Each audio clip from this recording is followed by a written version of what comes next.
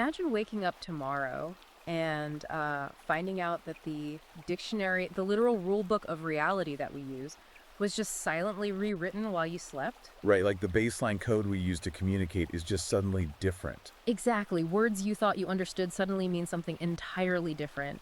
And, without even realizing it, the language you use every single day has suddenly made you guilty of an offense you didn't even know you committed. It's a pretty terrifying concept to wake up to. It really is. So, welcome back to the deep dive. We are thrilled to have you with us again today. Absolutely. But before we even get started, do us a massive favor. Please hit that like and subscribe button wherever you're listening right now. It really, really helps us keep bringing you these extensive breakdowns. Yeah, it's honestly the best way to ensure we can keep doing this kind of, deep analytical work for you. Exactly. And today's deep dive requires some serious analytical work.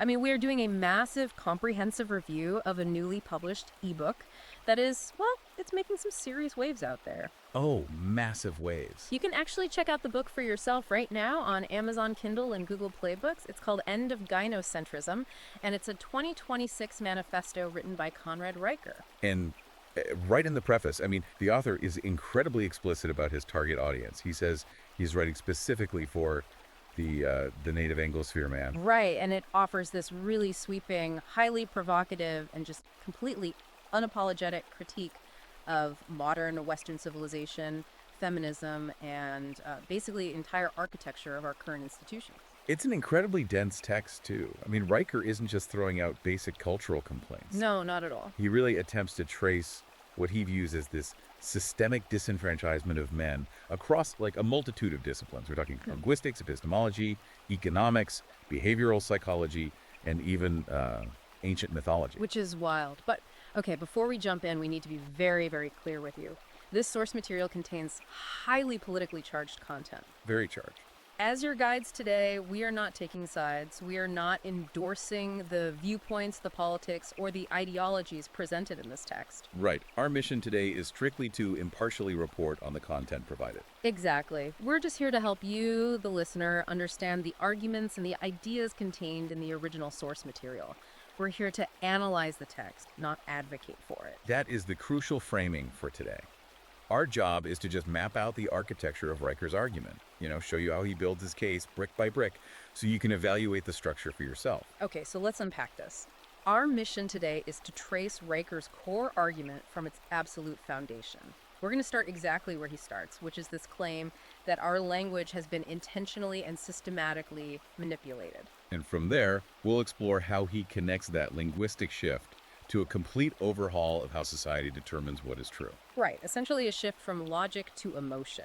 Then we'll look at the fiscal and the institutional consequences he claims resulted from all of that. And finally, we'll lay out his proposed solution, which he calls the logocentric restoration. Which is basically this complete, technologically insulated withdrawal from modern society. So, to truly grasp the scope of Riker's worldview, you really have to look at where he believes this cultural war actually started. Yeah, and he doesn't point to a specific political election or, a protest or a piece of legislation. He points directly at the dictionary. He calls the people responsible for this the word horde raiders, which is quite a title. It is. And his premise is pretty stark. He says whoever controls the dictionary controls the battlefield. Right, and the mechanism here is profound if you actually think about it. He argues that over the last decade, there's been this silent, highly coordinated campaign of lexical revisionism. And he isn't talking about the natural evolution of slang, like how kids change up words? No, not at all. The book cites a very specific claim that back in 2018, the Oxford English Dictionary silently altered over 10,000 gendered entries. 10,000. And the core of his argument is that this happened completely out of public view. There was no democratic vote, no parliamentary debate, no public consensus. It was just a quiet institutional rewriting of reality. And he emphasizes that this wasn't an effort to make language more precise or clear. He views it as the outright weaponization of language. Yeah, he claims that fundamental concepts, words that form the basis of our legal and social contracts, have been completely redefined to serve a very specific ideological agenda. Let's look at some of the examples he highlights. Take the word racism. Right. Riker argues the definition was changed from meaning an objective discriminatory action taken by an individual based on race to representing basically any societal statistical outcome that happens to be disparate by race. Regardless of individual intent. Exactly, regardless of intent. He also points to the words violence and harm, right? He does. He claims violence was historically understood as physical force intended to hurt or damage someone. But he notes it's been semantically expanded to encompass uncomfortable speech or differing political opinions. Which is a massive shift. Huge. Yeah. And similarly, he argues harm was redefined from objective bodily injury or material loss to purely subjective emotional offense. The text gets incredibly specific with its examples here too, pulling directly from major dictionary updates.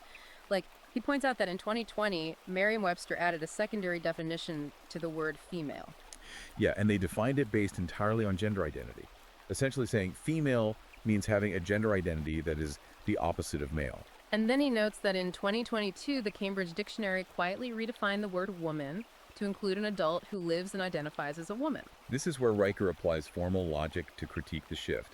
He presents a classic logical syllogism to argue that this redefinition is basically epistemological arson. Epistemological arson, wow. Yeah, his logic goes like this. If a woman is defined as anyone who identifies as a woman, and the act of identification inherently requires knowing what the thing you are identifying as actually is, Right. but that thing no longer has an objective biological anchor, then the definition is entirely circular.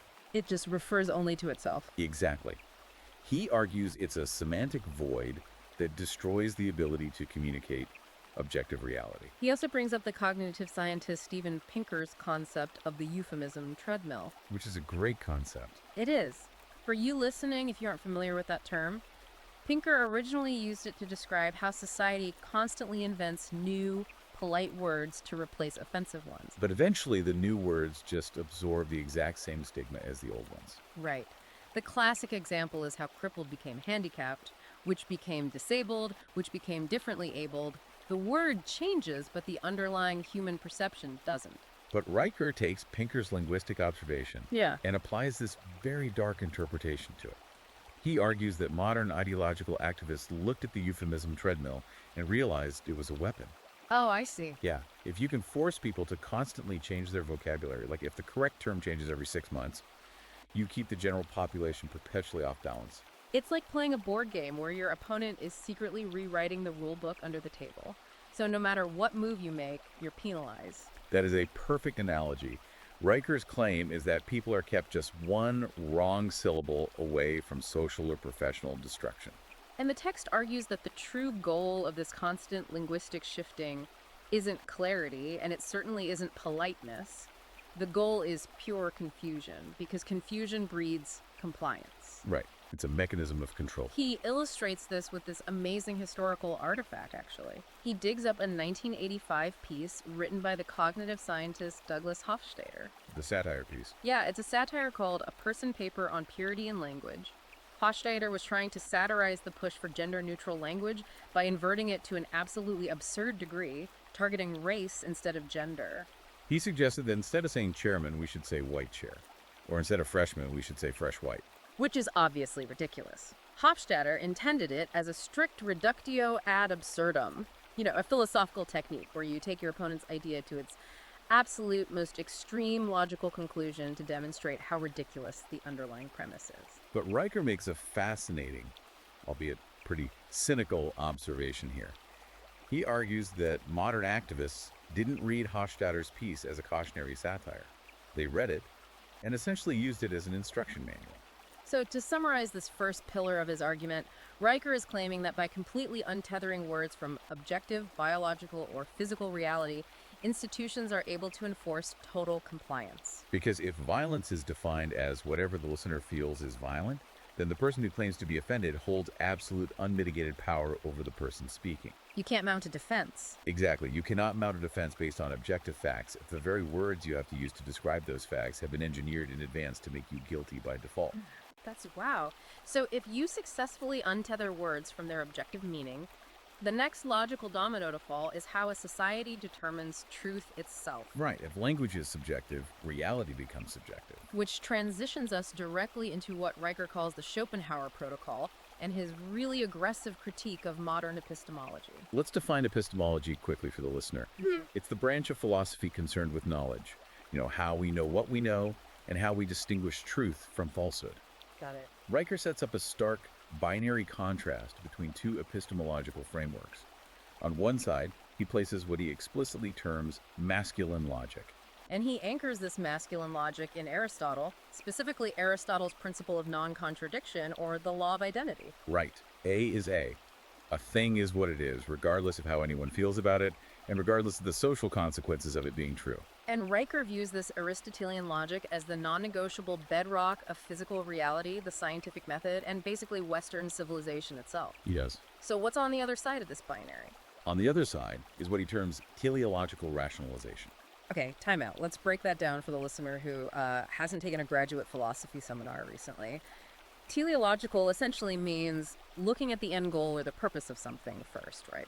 So what is he actually saying here? He's arguing that modern, what he calls feminized institutions, have completely abandoned Aristotelian logic and replaced it with a feelings-first ideology. So the goal dictates the facts. Exactly. In this framework, the desired political or emotional goal justifies the premise. The logical flow is completely inverted. How so? Instead of gathering facts to reach a conclusion, the process goes like this. I strongly want B to be true. Therefore, A must be true to support B. Therefore, I will declare that A is true. So to put that in a real-world context, Yeah. if an activist wants a certain demographic to be viewed as systemically oppressed, that's the desired outcome, that's B, they will retroactively decide that any interaction, any policy, or any statistic, which we'll call A, must inherently be evidence of that oppression. And they will do this regardless of the objective, measurable facts of the situation. The way Riker analyzes this shift is incredibly clinical. He doesn't just call it bad philosophy or sloppy thinking. He pathologizes it. He claims that our culture has seen the institutionalization of personality disorders. And he brings receipts to back this up, too. He leans heavily on a couple of recent academic studies. He cites a 2020 study published in the journal Current Psychology and another from 2021 in the Journal of Personality and Individual Differences. These studies are foundational to his thesis in this section. Riker points to their specific findings, which suggest remarkably strong correlations between high involvement in social justice activism, heavy social media use, and the manifestation of cluster B personality traits. For those listening, cluster B personality disorders are the dramatic, overly emotional, or unpredictable group. We're talking specifically about narcissistic personality disorder and borderline personality disorder. Yeah, Riker actually maps out the DSM-5 criteria right in the book. He does a side-by-side comparison, doesn't he? He does. He looks at the diagnostic criteria for narcissistic personality disorder. He highlights criterion 1, which is a grandiose sense of self-importance, and criterion 3, the belief that one is special and unique and can only be understood by or should associate with other special or high-status people. And he compares this directly to the concept of feminist standpoint theory or standpoint epistemology. Standpoint epistemology being the academic idea that your understanding of the world is entirely dictated by your social identity, and that marginalized identities have a superior access to truth. Exactly. Riker argues that the idea that only women can truly understand women's experiences, and that any male analysis or objective pushback is inherently invalid, mirrors narcissistic criteria perfectly. He claims the modern social justice movement acts as a magnet for people who crave unearned moral superiority, and then it provides them with unlimited societal validation by treating their personal subjective grievances as profound political virtues. This is exactly where he attacks the phrase lived experience. He says this phrase acts as an unfalsifiable trump card in modern discourse. Unfalsifiable is the key word there. If reality is dictated entirely by an individual's lived experience, you can never ever tell someone they are objectively wrong. It completely shuts down any capacity for defense or debate. Completely. Riker argues that if a man tries to point to objective statistics or historical context, or simple logical inconsistencies in a narrative, the new epistemological rules dictate that he is accused of gaslighting or denying someone's reality. He calls this a distributed delusion. And he compares it to the classic Hans Christian Andersen fable, The Emperor's New Clothes. In that fable, everyone can plainly see the emperor is naked, but the social cost of stating objective reality is too high, so everyone just pretends to see the invisible clothes. Right. Riker says we are living in a society where collective assertion overrides individual objective perception. The cost of dissenting from the agreed-upon emotional delusion is basically social or professional death. He also introduces a documented psychological phenomenon here to explain why this works so effectively on a societal level. It's called the women are wonderful effect. This is a widely replicated finding in social psychology. Studies consistently show that both men and women naturally associate more positive attributes like empathy, warmth, and innocence with women than they do with men. And Riker takes this psychological bias and uses it as an explanatory mechanism. He does. He argues this bias is why female cruelty, deceit, or manipulation. He gives examples like false accusations, reputational destruction, or parental alienation in family courts is systematically ignored, minimized, or excused by society. So our inherent psychological programming makes empathy naturally flow toward the cryo woman while demanding stoicism and accountability from the man. That's his argument, yes. So if I want to make sure I'm following his logic here, the author is saying that when a corporate HR department brings two employees into a room for conflict resolution, and the mediator asks everyone to center lived experience and prioritize emotional impact over intent, Riker views that as essentially a gentrified Maoist struggle session. That is a very accurate summary of his view. He argues that in those spaces, you are no longer participating in conflict resolution. You're expected to confess your unearned demographic privilege and affirm the other person's subjective feeling of oppression, Regardless of the facts. entirely independent of whatever objective, verifiable evidence might exist regarding the conflict. But Riker doesn't stop at HR meetings or cultural complaints. If you're listening to this and wondering how this affects the real world, this is where the book takes a really hard pivot. He argues this emotional capture has massive, mathematically quantifiable financial consequences. He leaves the realm of philosophy and feelings and enters the realm of ledgers and accounting. This section of the book is titled The Reproductive Kleptocracy, and his audit of Western civilization's balance sheet is incredibly grim. Let's look at his core fiscal argument. It rests entirely on taxation data and the welfare state. Riker makes the claim that over the course of a lifetime, men are overwhelmingly net positive tax contributors. Meaning, the average man pays significantly more into the state treasury in taxes than he ever consumes in state services, subsidies, or welfare. Conversely, he claims that when you look at the data for women as an aggregated collective voting bloc, they are net negative tax contributors. Over a lifetime, they consume more in state-funded services, healthcare, and social safety nets than they contribute in tax revenue. He builds a very rigid mathematical and historical syllogism around this disparity, focusing heavily on the concept of universal suffrage. He takes the reader back to the founding of the United States. He points to James Madison's famous warning in Federalist Number 10. The tyranny of the majority. Exactly. Madison was deeply concerned about factions. He worried that if a majority voting bloc formed, they could legally use the apparatus of the state to seize the property and wealth of a minority-producing class. And Riker argues that Madison's exact nightmare scenario was realized the moment the franchise of the right to vote was expanded to everyone without keeping it tethered to property ownership or net tax contribution. Riker's thesis is that once women gained the vote, they began using the voting booth not just for political representation, but as a mechanism to continuously expand a massive welfare state. And the function of that welfare state is to systematically redistribute male-generated wealth to themselves. He calls this emotional taxation without representation. Which is a hell of a phrase. It really is. Yeah. He uses that phrase because he argues the men who are literally producing the wealth that keeps the system solvent are simultaneously culturally demonized as toxic or oppressive by the very institutions their tax dollars are funding. To back this up, he tracks the explosive growth of the U.S. welfare state. He notes that in 1960, there were roughly 16 federal welfare programs. Today, there are over 80. He frames this entire macroeconomic structure as a transfer payment plantation, where men are the designated field hands. Wow. And he applies this exact same fiscal lens to family law, specifically zeroing in on alimony.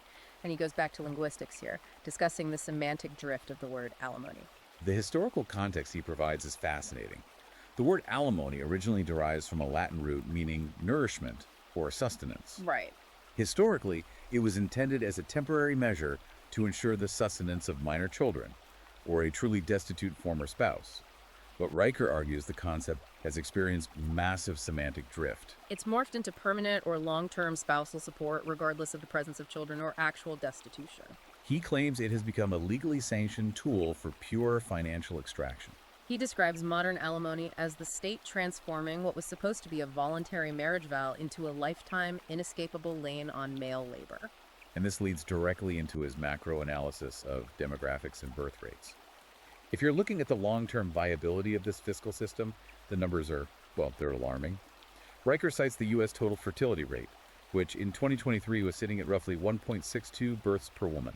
For you listening, demographers agree that a fertility rate of 2.1 is the absolute baseline replacement rate needed just to keep a population stable, let alone grow it. We are far below that. Riker ties this demographic winter directly back to his fiscal argument. He warns that legacy systems like Social Security, Medicare, and massive sovereign debt are mathematically guaranteed to collapse. Why? Because the future tax base, the children who need to be born today to grow up, work, and fund the pensions of the current aging generation, are not arriving. In his highly provocative phrasing, he says the future tax base is being aborted or contracepted away by a modern culture that instructs women to view motherhood as a form of slavery and corporate careerism as the ultimate liberation. If you're listening and looking at your pay stub, Riker's fiscal argument hits incredibly close to home. I want to synthesize this because it's a huge claim. He's basically arguing that the modern democratic state functions like a subscription service. A subscription service, yes. Western civilization is being liquidated to fund a subscription service for female independence from male provision, and men themselves are the product being canceled. That is a brilliant encapsulation of his fiscal thesis. The state, in his view, functions primarily as an expropriation engine. But here is the critical pivot in the book. Riker notes that in order to execute a wealth transfer of that staggering magnitude, the institutions managing society had to be fundamentally captured and repurposed. The universities, the courts, the corporations, the media. Right. They could no longer operate on merit or objective performance or Aristotelian logic because those frameworks wouldn't justify the wealth transfer. Which pulls us right into chapter 6 of his argument, the institutional long march and what he describes as the systematic purge of male spaces. Riker outlines a very specific, repeatable 5-stage pattern of institutional capture. He claims this virus has infected almost every legacy institution in the West. Let's walk through his stages. Stage 1. The institution is pressured to lower its objective standards of merit in order to increase demographic representation, usually under the banner of diversity or equity. Okay, stage 2. Once the new demographic achieves critical mass, they change the institutional culture to prioritize their own cognitive preferences. In Riker's framework, this means replacing objective facts and rigorous debate with emotional safety and consensus. And then stage 3. The institution inevitably suffers a catastrophic loss of functional competence because its foundational standards were abandoned. Stage 4. The public realizes the institution is failing and it loses its legitimacy and authority. And finally, stage 5. The system collapses, or replacement institutions emerge to fill the vacuum. Riker doesn't just theorize this. He provides highly specific case studies from the last decade to prove this pattern exists. We mentioned James Damore earlier, the software engineer fired by Google back in 2017. Riker uses the Damore case as the quintessential example of stages 2 and 3. For those who don't remember, Damore wrote an internal memo attempting to explain gender disparities in tech. And he didn't use bigotry. No, he heavily cited peer-reviewed evolutionary psychology and biological differences in interest. He was attempting to use logic, data, and objective analysis. But Google's institutional culture had already shifted entirely to emotional reasoning. Damore wasn't fired because his scientific citations were proven mathematically or biologically false. He was fired because the act of sharing that data was deemed harmful to the emotional safety and subjective well-being of female employees. The institution prioritized feelings over empirical reality. Exactly. Riker also looks at higher education, contrasting 2 major university scandals from the 2010s to demonstrate the massive asymmetry in how institutions apply justice. He looks at the 2015 Yale Winergate incident and compares it directly to the Columbia University mattress protests. This is a duck-dating comparison in the text. Let's look at the mechanisms of both. At Yale, a group of male students hung a deeply offensive, crude frat boy banner outside a female student's window. It was bad behavior. It was, but the university reacted with overwhelming immediate force, expelling the students within weeks. Now contrast that with Columbia University. A female student, Emma Sulkovich, carried a mattress around campus for an entire year. She was publicly and explicitly accusing a specific male student of rape. This was despite the fact that the male student had been cleared by the university's own Title MyX investigation, cleared by local police, and lacked any semblance of due process. How did Columbia's administration react? They allowed it. They even gave her academic credit for it, framing the public defamation of an innocent student as artistic expression. Riker uses this to argue that within captured institutions, female accusations are treated as holy sacraments, requiring absolutely no evidence, while male defenses are treated as heresies requiring no hearing. He extends his critique to the scientific and medical communities, taking direct aim at the American Psychological Association.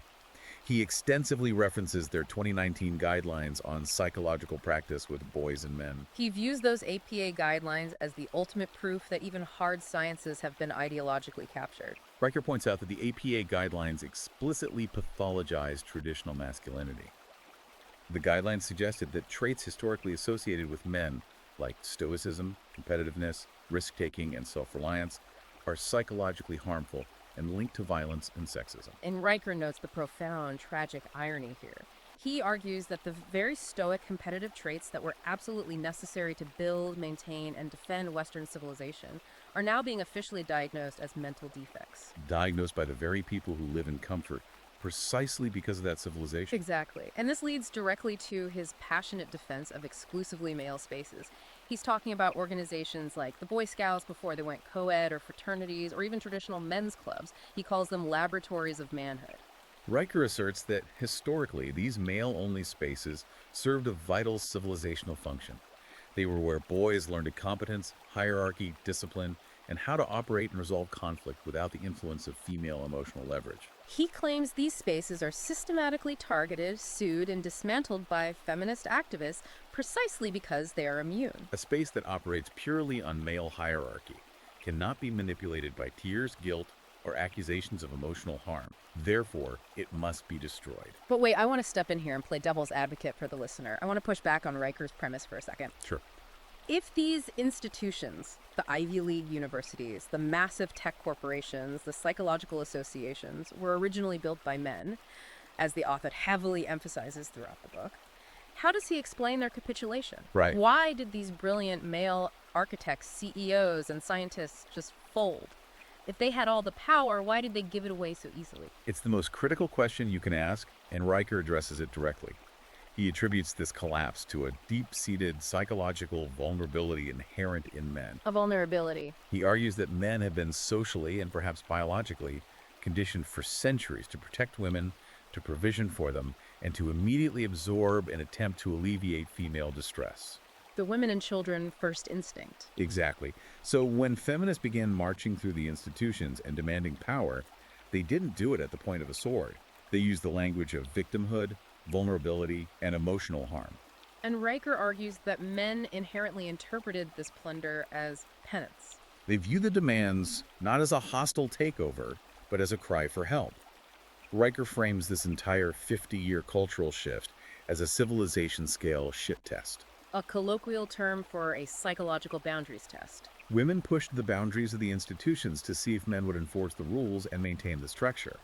And Riker concludes that men fundamentally failed the test. They failed by apologizing, stepping down, and lowering the gates to alleviate female distress, instead of holding firm to logic, boundaries, and objective standards. And because men failed that civilizational test, Riker argues we have now arrived at a state of systemic, codified collective punishment. Which brings us to what is undoubtedly the most controversial, explosive section of the entire book.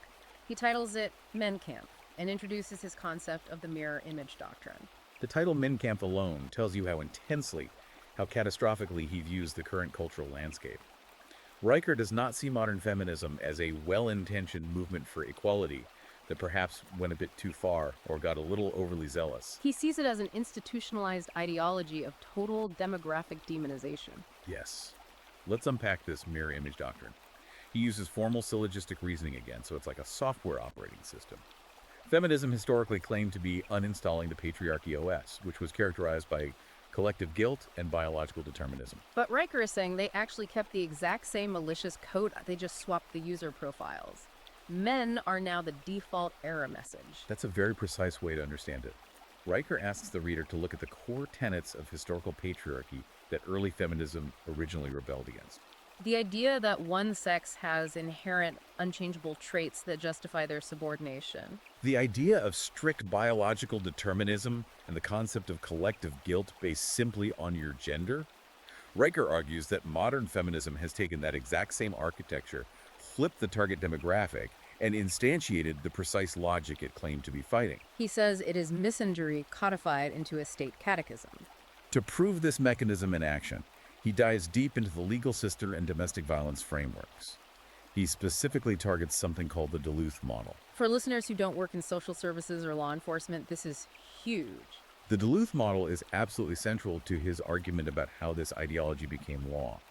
The model was created by Ellen Pence and Michael Paymar in 1981 in Duluth, Minnesota. And to this day, it remains the primary dominant framework used by law enforcement, courts, and intervention programs across the West to handle domestic violence. And Riker attacks the foundational premise of how it was created. He quotes Ellen Pence directly from her own writings, where she admitted that they were actively looking for a political framework to understand domestic violence rather than a purely psychological or empirical one. So what did they do? Riker argues they simply took Marxist class struggle theory, opened a word processor, and did a find and replace. They swapped the word capitalists for men and the word workers for women. And then disguised this political ideology as objective social science. Exactly. So under the Duluth model, the inherent assumption the state makes is that the man is always the oppressor, using violence to maintain patriarchal control and privilege, and the woman is always the victim reacting to that oppression. Let's walk through how this works practically. If police are called to a domestic dispute, the Duluth model heavily influences the primary aggressor laws, which often result in the man being arrested regardless of the specific physical evidence. Riker points out that this completely criminalizes male biology and male existence. If a man is ordered by a court into a batterer intervention program based on the Duluth model, those programs do not treat an individual behavioral problem, like anger management or substance abuse. No, they demand the man confess to systemic patriarchal privilege. He must admit his violence stems from a desire to control women as a class. But Riker doesn't just critique the philosophy of the model. He claims empirical data completely contradicts it, specifically pointing to the 1980 National Family Violence Survey, conducted by researchers Murray Strauss and Richard Gels. This is a crucial piece of evidence for Riker. Strauss and Gels conducted massive, rigorous, nationally representative surveys on family violence. What they found completely shattered the Duluth narrative. They found that women initiate physical assault against their partners at equal, or in some specific metrics, even higher rates than men.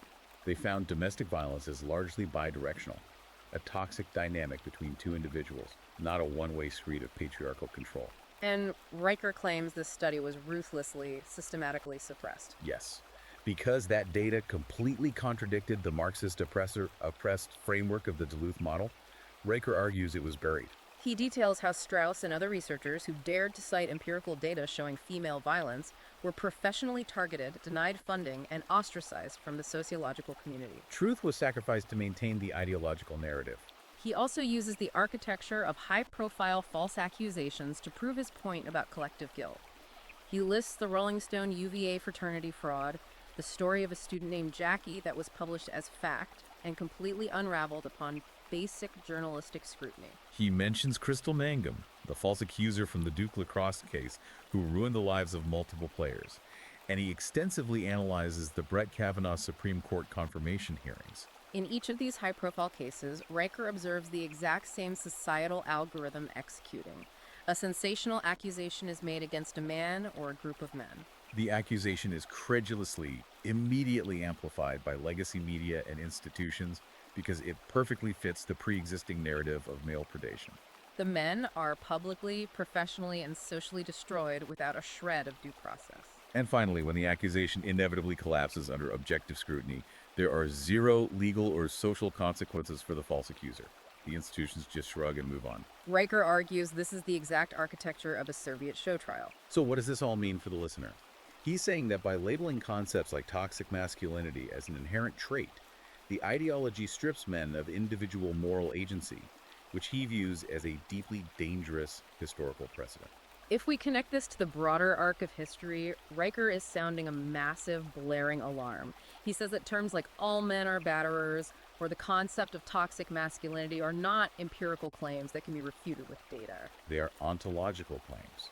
They are claims about what men fundamentally are by their very nature, not what they do as individuals. When a society declares an entire demographic inherently dangerous, toxic, or oppressive simply by existing, you completely strip them of individual moral agency. And historically, defining an entire group by inherent, inescapable guilt is the preamble to total disenfranchisement, internment, or much worse. It's an incredibly dark view of where things are heading. And to explain how a dynamic this destructive could become so deeply ingrained in our culture, he argues we can't just look at the last 50 years of feminist theory. No, he goes way, way back, past modern history, past what activists call herstory, all the way back to the ancients, to ancient mythology. The pivot into mythology is fascinating.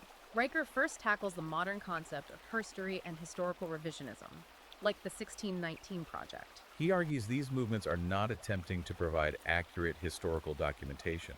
They are solipsistic narrative replacements. They attempt to reframe the entire history of human civilization strictly around cycles of oppression and victimhood, completely ignoring the massive, unprecedented leaps in living standards, infrastructure, medicine, and survival that male-led civilization provided to humanity.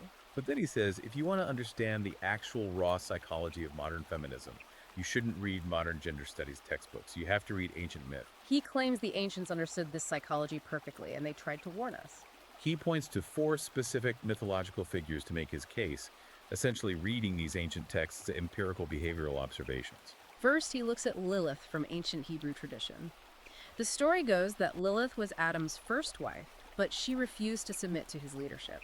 She fled the Garden of Eden and was transformed into a demon mother, historically associated with sudden infant death and harm to children. And Riker refuses to read this as just Bronze Age superstition. He maps it directly onto modern empirical data. He claims the myth of Lilith correlates perfectly with the catastrophic negative statistical outcomes we see today for children raised in single-mother households. Exponentially higher rates of criminal behavior, substance abuse, lower educational attainment, and poverty.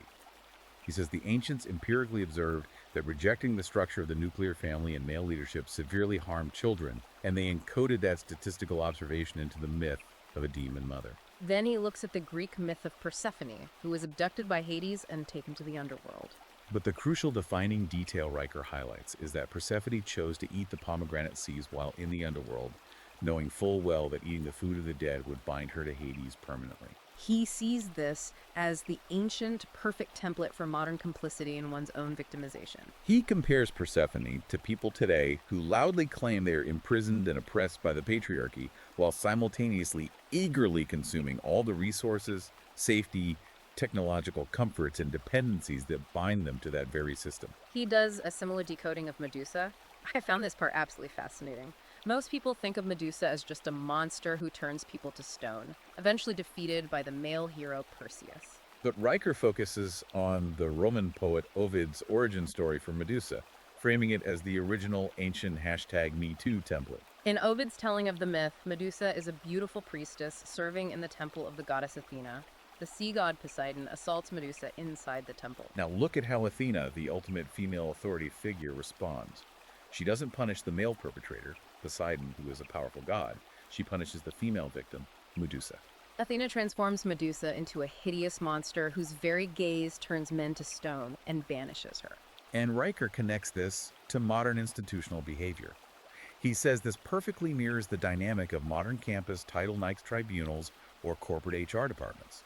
Female administrators, acting as Athena, destroy the lives of male students or employees on mere accusation to protect the reputation of the institution. They create a monstrous, paranoid environment, turning men to stone, making them afraid to interact or mentor women. Meanwhile, actual powerful predators are often ignored or protected by those same institutions. It's a profound story of female institutional authority destroying vulnerability and blaming masculinity for the fallout.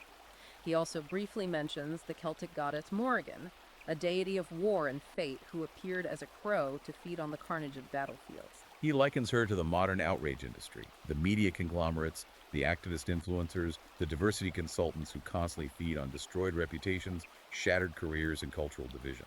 It's like he's reading ancient Greek, Hebrew, and Celtic mythology as a modern psychological diagnostic manual. He's saying these aren't just spooky stories.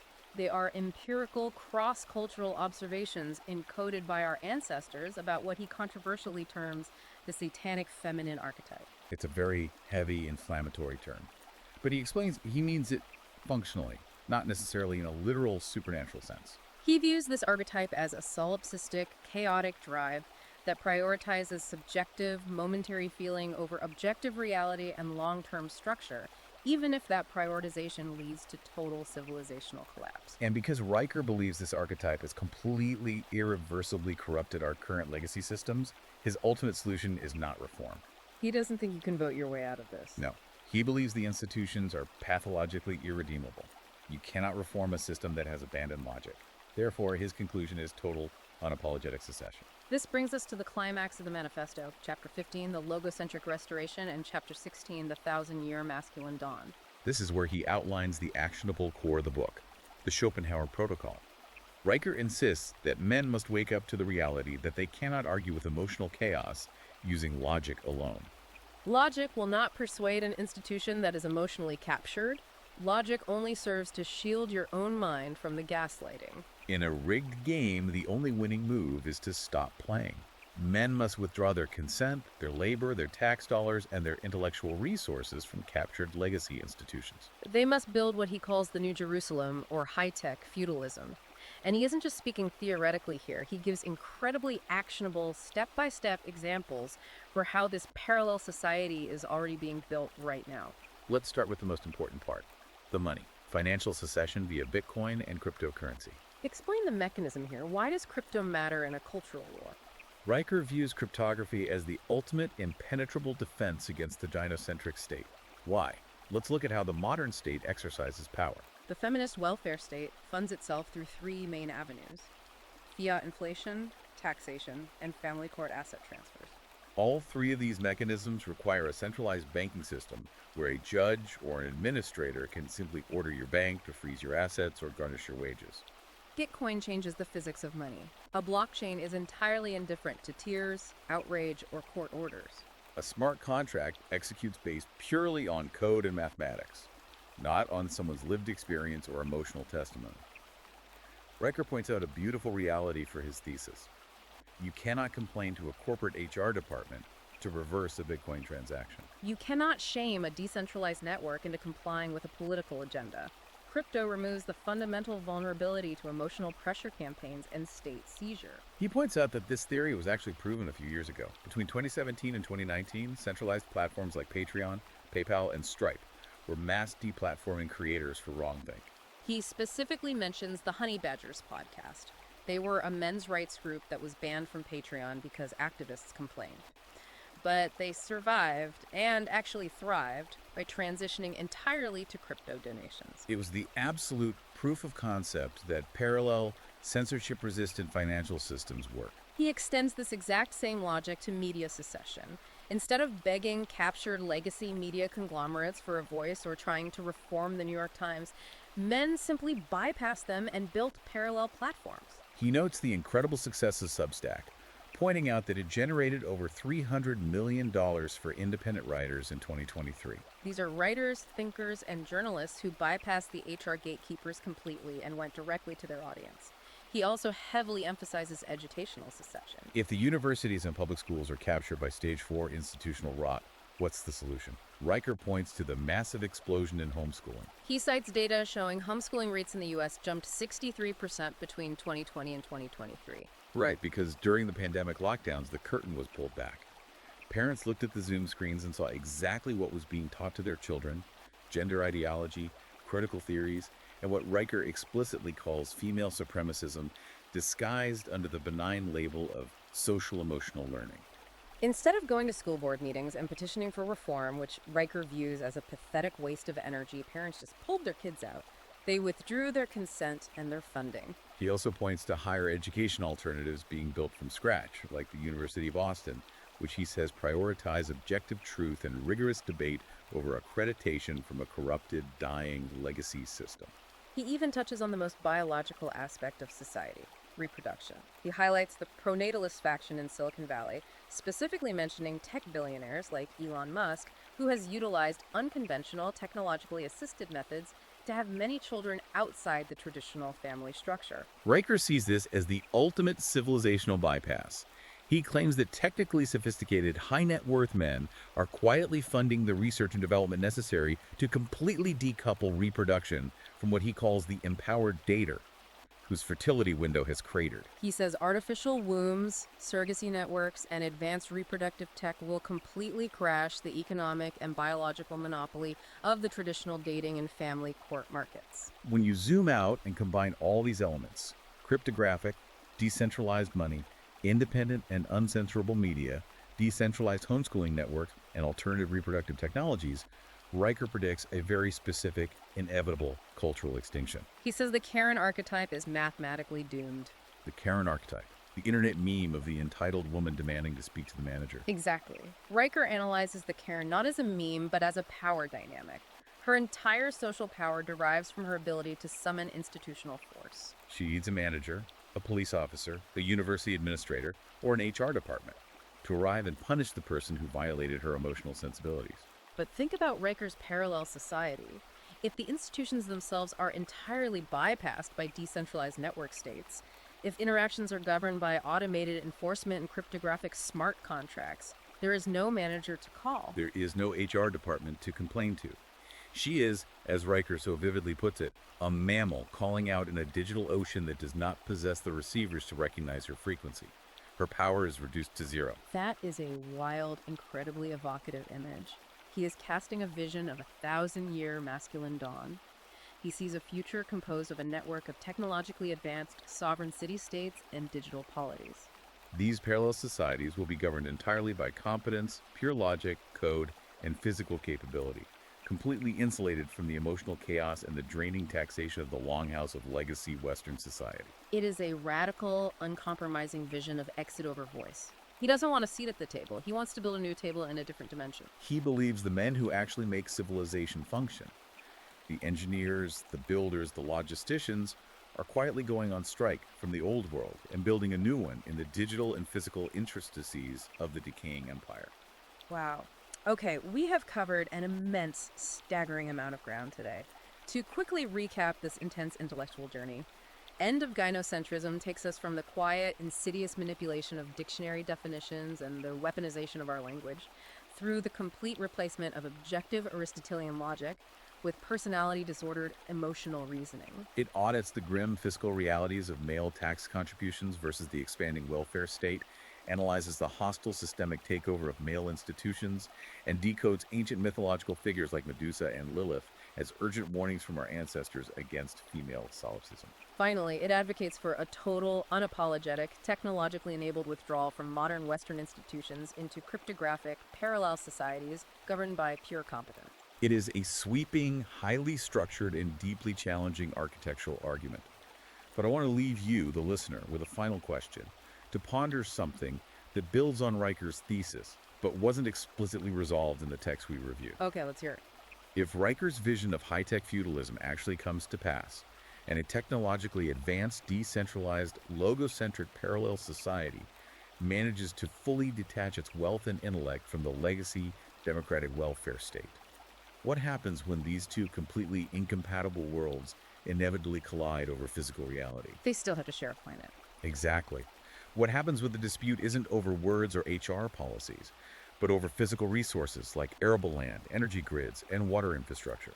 Can a digital secession ever truly permanently escape physical geography? That is a heavy, incredibly provocative thought to chew on. Can you ever really untether from the physical ground you stand on, no matter how good your cryptography is? It's the ultimate question. We want to remind you, once again, to please like and subscribe to the podcast so you never miss one of these deep, comprehensive breakdowns. Today we reviewed the provocative, newly released 2026 ebook, End of Gynocentrism by Conrad Riker. If you want to explore these arguments, check the data, and trace the syllogisms for yourself, you can buy the book right now on Amazon Kindle and Google Play Books. And if you want to follow the author's ongoing real-time analysis of the culture, you can find him at Conrad Riker at his Substack. Thank you for joining us on this incredibly deep dive. Until next time, keep questioning the premises of the world around you. We'll see you on the next deep dive.